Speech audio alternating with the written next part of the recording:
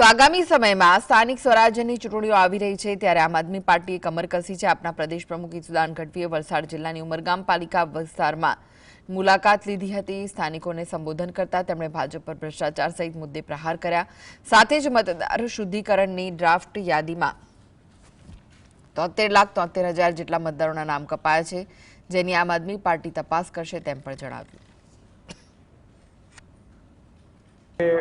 73 લાખ જે મતદારો કપાયા છે, 73,73,000 એ મતદારોનો અભ્યાસ કરવા માટે અમે આપ્યું છે।